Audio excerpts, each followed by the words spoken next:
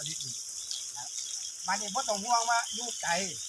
ผมเที่ยวจนสิขาเที่ยวที่เห็นหน้าผมอยู่เบิดปี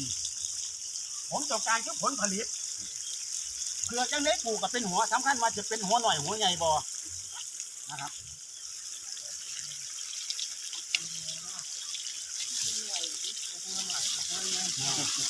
หัวหน่อยเขายังบ่ได้ใส่ปุ๋ย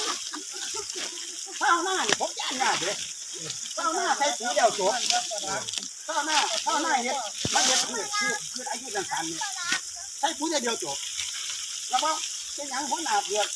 อันที่บ่ใหญ่มันใส่ปุ๋ยเดียวก็บ่ใหญ่ได้ใส่ปุ๋ยเดียวเขาขายได้ไร่ละหลายหมื่นคนนั่นแหละถึงหมื่น พูดแล้ว ตอนผมบอก หน้าบักเกี่ยว